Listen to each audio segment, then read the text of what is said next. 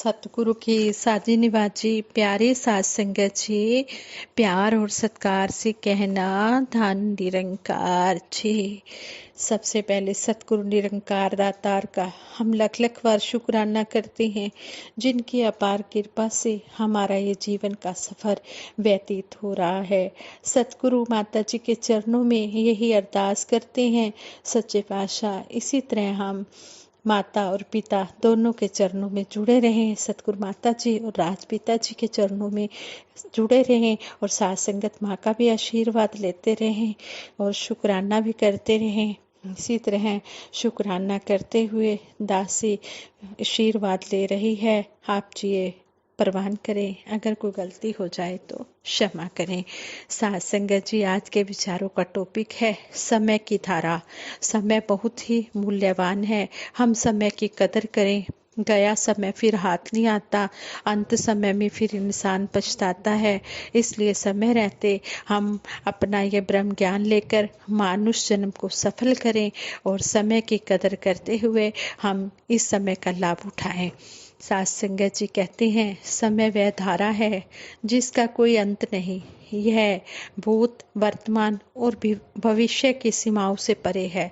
इसका न कोई आदि है न अंत है। मनुष्य का जीवन इस अनंत समय का एक अंश भर ही तो है।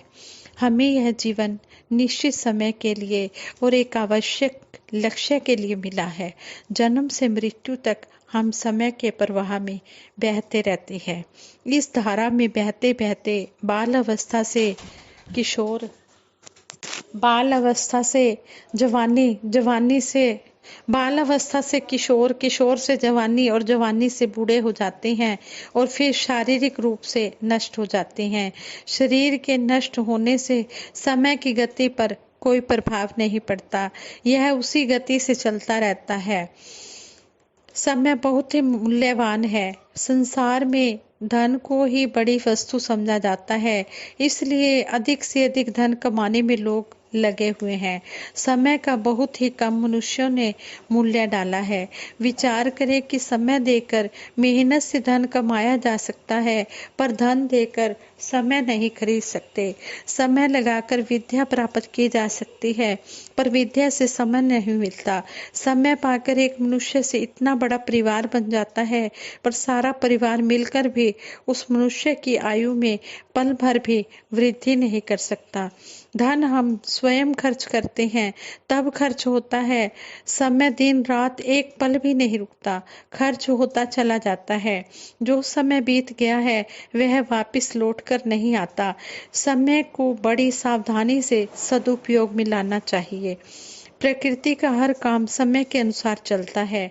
जो मनुष्य अपने जीवन के सभी काम समय पर करते हैं, जैसे कि समय पर सुबह उठना, सैर करना, प्राणायाम करना, व्यायाम करना, ये सभी समय पर निजी काम जो हैं वो करते हैं, फिर समय पर तैयार होकर धन कमाने के लिए अपने अपने कामों के लिए निकल जाते हैं। सभी काम समय पर करने से एक मर्यादित जीवन बन जाता है। सतगुरु सच्चे पातशाह ने चौथे प्रण में भी हमें समझाया है कि हमने गृहस्थ धर्म का पालन करना है, किसी से मांग कर नहीं खाना, हमने साधु पीर फकीर नहीं बनना है। हमने अपनी दशा नवा की किर्त कमाई करके अपनी मेहनत की कमाई से अपना और अपने परिवार का गुजारा करना है, और जो सेवा में धन लगाना है वो भी अपनी मेहनत की कमाई से ही लगाना है। तो मेहनत की कमाई करने के लिए कुछ ना कुछ तो काम करना ही पड़ता है। कोई दुकान चलाता है, कोई अपना बिजनेस में जैसे कोई दुकान चलाता है, कोई खेती का काम करता है, कोई नौकरी का काम करता है। जो जो भी सतगुरु ने जिस चीज को भी काम दिए हैं, सतगुरु की कृपा से ही मिलता है। उन कामों को भी हमने बड़े बखूबी निभाना है, उस काम को भी हमने करना है और उस काम के लिए भी हमने समय निकालना है। इस तरह हमें सतगुरु समझाते हैं कि सभी काम समय पर करने से एक मर्यादित जीवन बन जाता है। ऐसा व्यक्ति परिवार में, रिश्तों में, समाज में और हर खुशी या गर्मी हर खुशी या गमी के अवसरों पर समय पर पहुंचकर सहयोग देता है। ऐसे व्यक्ति रिश्तों में और समाज में सम्मान के पात्र होते हैं। ऐसे व्यक्ति सत्संग में सही समय पर पहुंचकर आध्यात्मिक कामों में भी सहयोग देते हैं और सतगुरु की रहमतों के पात्र बनते हैं। कुछ लोगों का स्वभाव होता है हर जगह देरी से पहुंचना और फिर बहाने बनाना। ऐसे व्यक्तियों पर कोई भी ध्यान नहीं देता। ऑफिस में, बैंक में, सत्संग में या किसी और काम के लिए देरी से पहुंचने पर परेशानी का सामना करना पड़ता है। इसी प्रकार यदि ट्रेन द्वारा कहीं जाना हो तो स्टेशन लेट पहुंचने पर ट्रेन छूट जाती है और पछताना पड़ता है कि 5 मिनट पहले अगर स्टेशन पर पहुंच जाते तो ट्रेन मिल जाती। ऐसे व्यक्ति जिन्हें समय की कदर नहीं है, कोई भी काम ठीक प्रकार से नहीं कर पाते। समय और परिस्थितियां किसी का इंतजार नहीं करती, हमें ही उन्हें संभालना होता है। समय को व्यर्थ के कामों में और निरर्थक बातों आदि में बिता देने पर पीछे पछताना पड़ता है। इसलिए हमें हर काम समय पर करने और जहाँ जाना हो समय पर पहुँचने की आदत बना लेनी चाहिए। इससे काम भी हो जाते हैं और मन भी खुश हो जाता है। मनुष्य का समय के साथ गहरा संबंध है। अच्छी या बुरी घटनाओं को समय पर करके मनुष्य इसे अच्छे या बुरे समय की संज्ञा देता है।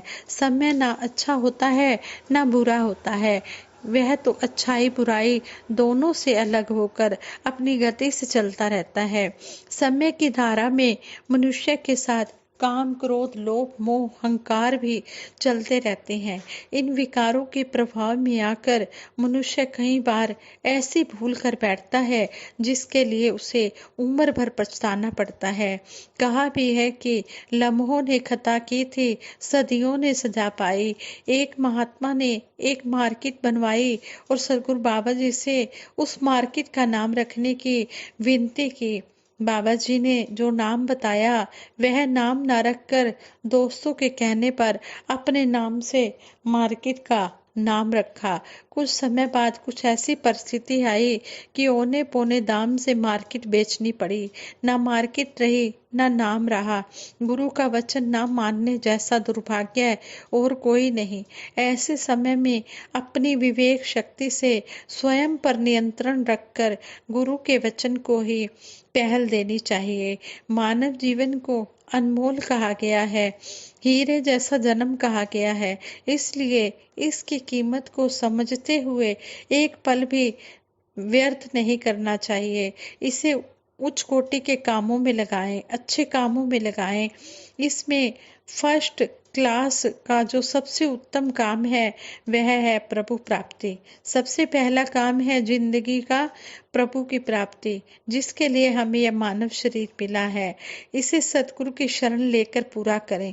ब्रह्म ज्ञान प्राप्त करके फिर हम परमार्थ के कामों में लगें और दूसरी श्रेणी में गृहस्थ जीवन के लिए धन कमाएं और अपनी जिम्मेवारियों को निभाएं।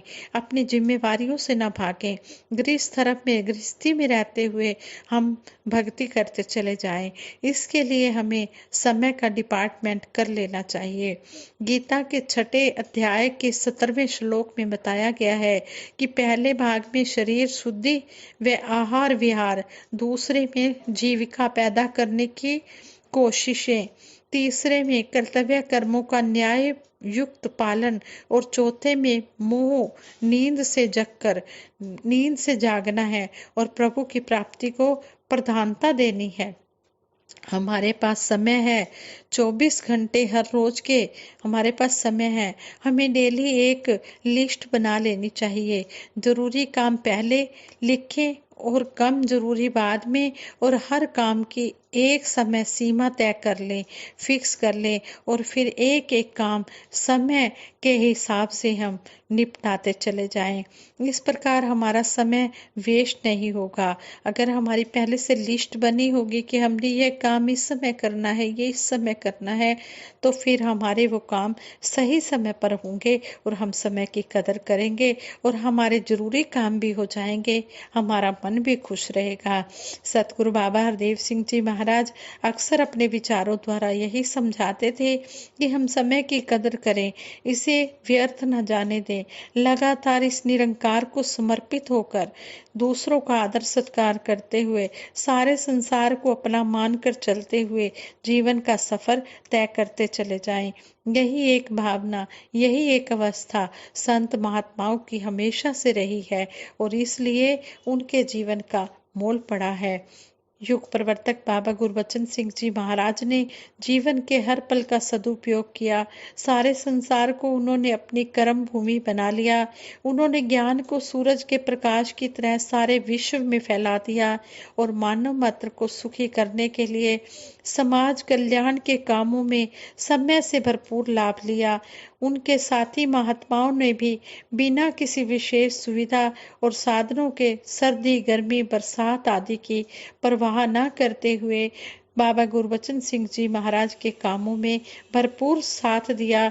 उनके तप त्याग ने वर्तमान को जो सुख सुविधाएं दी, उनका उपयोग तो करें और साथ ही उनके तप त्याग से प्रेरणा लेकर समय रहते उनकी शिक्षाओं और उनके सिद्धांतों पर चलकर लोक कल्याण के कामों में योगदान देकर समय का सदुपयोग करें।